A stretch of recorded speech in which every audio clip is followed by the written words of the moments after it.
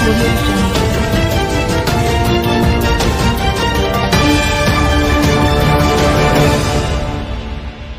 Subscribe now and press the bell icon. Never miss an update. Good morning friends, मैं मृत्युंजय सिंह आज एक नए section को लेकर के पुनः उपस्थित हूं जिसका नाम है गंगा का अपवातंत्र एवं इससे निर्मित मैदान। यह टॉपिक बहुत ही छोटा है जो आज का है क्योंकि यह पार्ट 1 है, लेकिन यहां से 2 से 3 क्वेश्चन हर एग्जाम में आपको जरूर मिलेंगे और विशेष करके प्रिलिमिनरी एग्जाम। अगर IAS 2019 का पेपर आपने देखा हो तो यहाँ से भी एक क्वेश्चन पूछा हुआ है विशेष करके मंदाकिनी नदी को लेकर के, और 4 चोटियों का नाम लिखा हुआ था, बद्रीनाथ, केदारनाथ, इस तरह का, और पूछा था यह मंदाकिनी नदी कहाँ से निकलती है। तो आप क्वेश्चन की गहराई को देख सकते हैं कि छोटी छोटी नदियों को भी लेकर के बारंबार यूपीएससी क्वेश्चन पूछ रहा है।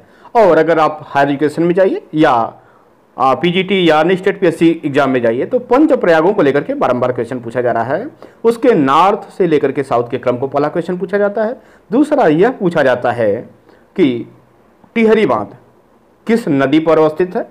तो इन सारे प्रश्नों का जवाब आज इस वीडियो में आप पाने वाले हैं। तो चलते हैं आज के वीडियो को बिगिन करते हैं।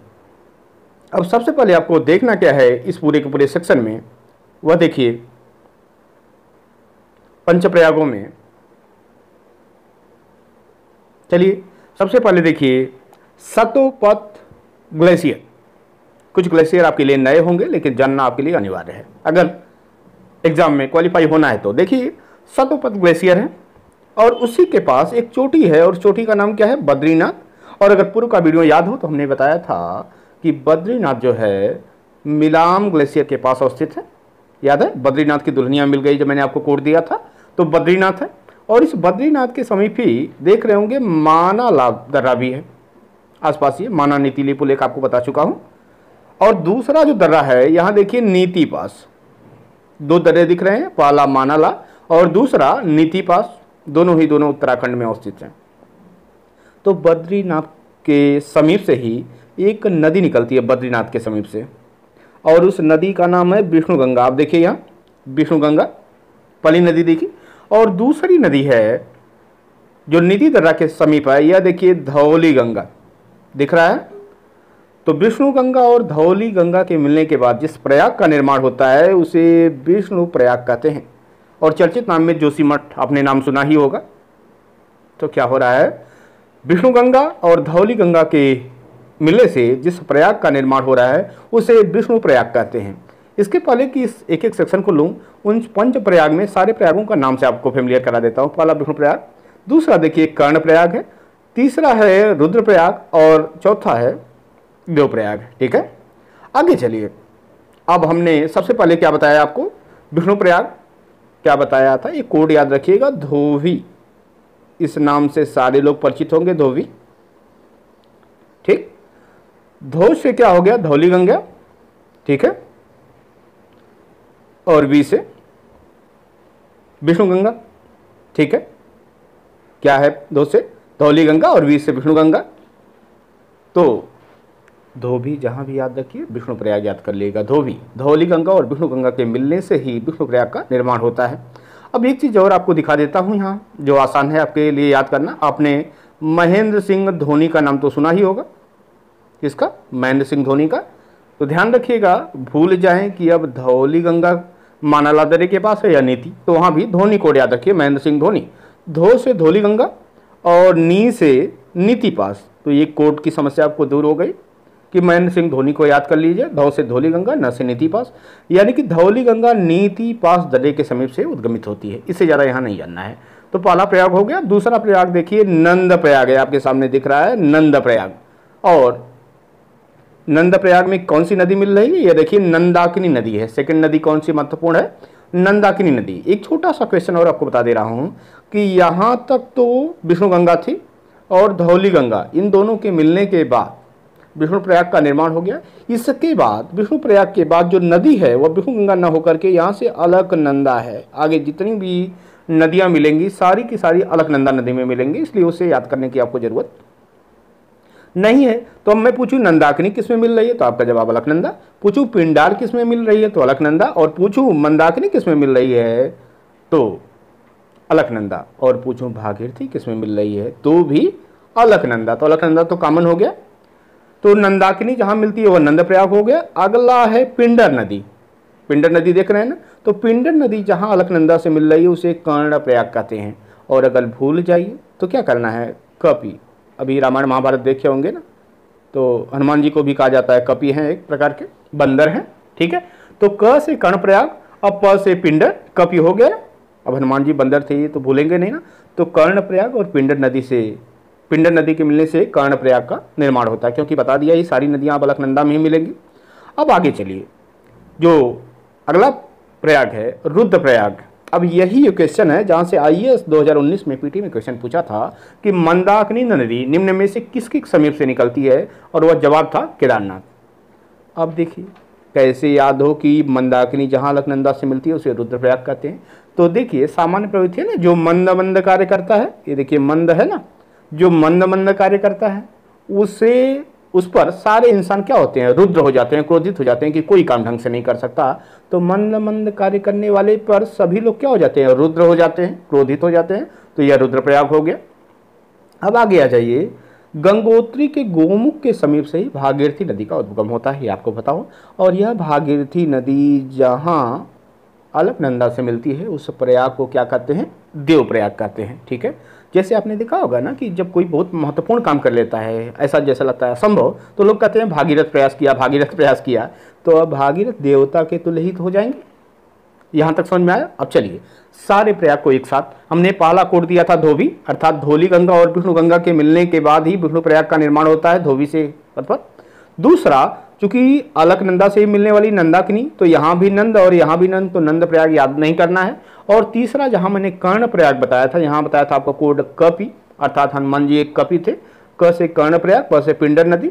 और इंसान यदि मंद मंद कार्य करे तो उसे क्या होगा, उस पर सारे लोग रुद्र हो जाते हैं, तो वह रुद्रप्रयाग हो गया।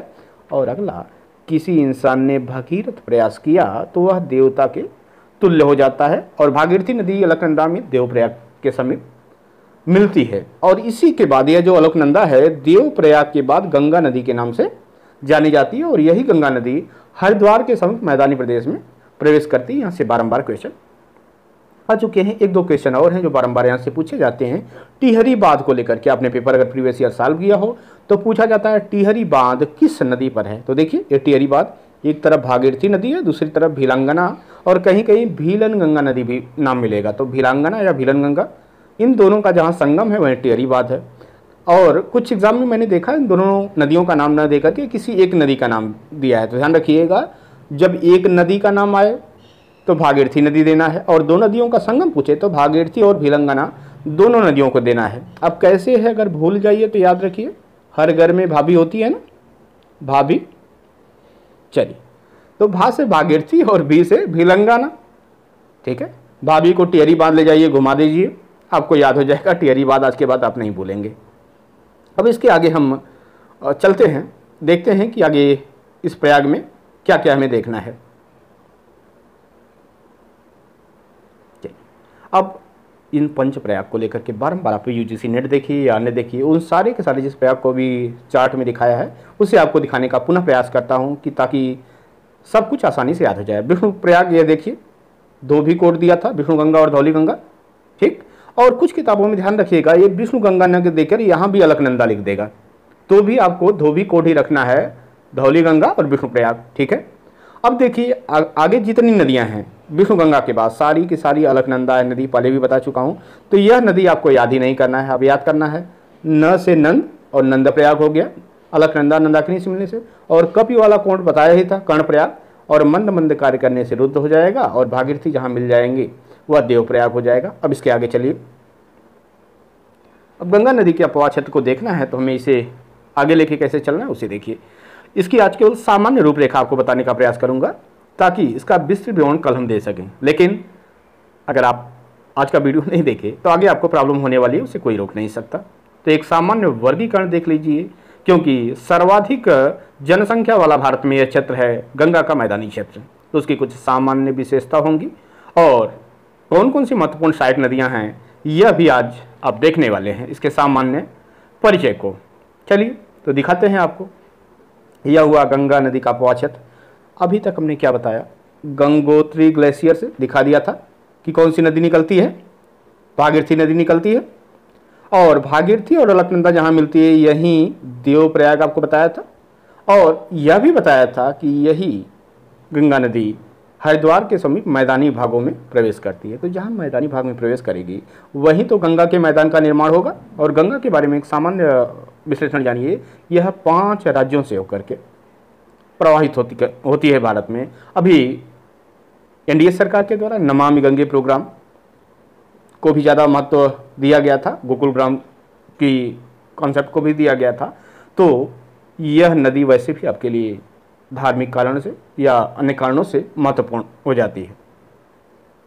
अब आगे जैसे पढ़ना है, देखिए एक जटिल टॉपिक है, लेकिन एक एक सेक्शन को मैं आपको स्पष्ट करने का प्रयास करूंगा। अब देखिए अलकनंदा के बाद सबसे पहले रामगंगा नदी मिल रही है, और रामगंगा नदी जहाँ गंगा से मिल रही है वह है रुहेलखंड का मैदान। कौन सा मैदान, ध्यान रखिएगा, एक गाना आपने देखा होगा ना, राम तेरी गंगा मैली हो गई, पापियों के पाप धोते धोते, बहुत फेमस फिल्म हुआ करती थी कभी और आज भी है। तो रामगंगा जहाँ गंगा से मिलती है, तो अगर आपसे एक शब्द में पूछे कि रुहेलखंड का मैदान कहाँ है, तो सीधा बोल दीजिएगा रामगंगा से निर्मित जो मैदान है वही रुहेलखंड का मैदान है। दूसरा कि अवध के मैदान के बारे में जानिए, ये गोमती और घाघरा इत्यादि से निर्मित जो मैदान है क्या हो जाएगा, विशेष करके गोमती का मैदान अवध का मैदान हो जाएगा। और गोमती के बाद देखिए पाली नदी क्या है, रामगंगा आपने देख लिया, फिर गोमती दिखा दिया। गोमती के बाद घाघरा नदी होगी, घाघरा के बाद गंडक है, गंडक के बाद कोसी है, कोसी के बाद महानंदा नदी है। और यह महानंदा नदी बाएं तट से मिलने वाली अंतिम नदी है गंगा से। अब देख सकते हैं आपके सामने दिख रहा है। तो हमने अभी तक क्या बताया, पंचप्रयाग के बारे में बता दिया, इसके अलावा रुहेलखंड के मैदान के बारे में बता दिया, रामगंगा से निर्मित। अवध का मैदान सामान्यतः गोमती से निर्मित। अब पूर्वी उत्तर प्रदेश से है तो ध्यान रखिए घाघरा नदी से निर्मित मैदान हो गया। और यहाँ से जब आगे बढ़ेंगे तो यह सामान्यतः हो जाएगा बिहार का मैदान। अब आगे आइए, यह और एक कोसी नदी, ध्यान रखिएगा, ऊपरी गंगा के मैदान और निम्न गंगा के मैदान का विभाजक है। इसका अगला विभाजन हम विस्तार से दिखाएंगे, भी केवल नदियों को ध्यान में रखिए। और यही नदी फरक्का के समीप 2 भागों में बढ़ जाती है। किस नदी के बारे में चर्चा कर रहे हैं, गंगा नदी के बारे में। और एक शाखा उसकी भागीरथी कहलाती है और दूसरी हुगली कहलाती है। और जो क्वेश्चन बारंबार पूछा गया है, ध्यान रखिएगा, हुगली दामोदर किसकी सहायक नदी है, तो दामोदर हुगली की महत्वपूर्ण सहायक नदी है। और हुगली की दूसरी महत्वपूर्ण सहायक नदी है जो आज तक नहीं पूछा है, वह नदी है अजय। इसके आगे अब चलते हैं। इसके अलावा ये तो महत्वपूर्ण हो गई बाएं तट से मिलने वाली नदियाँ। अब बाएं तट से मिलने वाली नदियों में देखें हम, एक तरफ है यमुनोत्री, आप देख रहे हैं, यह प्रयागराज के समीप किससे मिल जा रही है, गंगा से मिल रही है। जो इलाहाबादी हैं देख रहे होंगे, संगम में स्नान भी कर रहे होंगे। और दूसरी नदी है सोन नदी, ध्यान रखिएगा, अमरकंटक की पहाड़ी से निकलने वाली सोन नर्मदा महानदी। हमने सोनम कपूर का कोट दिया था पूर्व के वीडियो में, याद होगा ना। तो अमरकंटक की पहाड़ी से निकलने वाली सोन नदी भी गंगा से मिलने वाली एक महत्वपूर्ण नदी है जो गंगा के दाएं तट से मिलती है, ध्यान रखिएगा। और इसी सोन से निर्मित जो मैदान है, अगर आपने हिस्ट्री पढ़ा होगा तो मगध के मैदान का नाम आपने जरूर सुना होगा, यह सोन नदी द्वारा निर्मित मैदान है। अब इसके आगे चलते हैं, सामान्य विवरण ही देखिए, अभी घबराने की जरूरत नहीं, एक एक चीज आपको तोड़ के समझा दूंगा, आसान रहेगा आपके लिए। चलिए, अभी हमने क्या बताया था, रामगंगा से निर्मित रुहेलखंड का मैदान। अब कोई यह क्वेश्चन आपसे पूछे कि रामगंगा वास्तव में रुहेलखंड के मैदान में मिलती कहाँ, हम कैसे मान लें कहाँ मिल रही है, तो कन्नौज याद होगा, जो यूपी में इत्र के लिए फेमस है। तो इस कन्नौज के समीप ही रामगंगा मिलती है और यह पूरा पूरा रुहेलखंड का मैदान। अवध का मैदान आपको दिखाई दिया, गोमती से निर्मित मैदान है सामान्यतः, यमुना नदी दिखा दिया आपको। अभी देखिए पूर्वी उत्तर प्रदेश कहाँ जाएगा, आपको गोमती और घाघरा के बीच का मैदान सामता। आगे आ जाएंगे आप, अब बिहार के मैदान में अपना घाघरा से जब आगे बढ़ेंगे तो ये देखिए पहले आएगा सारण का मैदान, जो बिहार वाले होंगे इसे ज़्यादा बेहतर समझेंगे, और बेतिया व मोतिहारी का मैदान, ठीक है। और इधर गंडक के बाद देखिए एक और महत्वपूर्ण नदी है बूढ़ी गंडक, फिर बागमती है, ठीक है।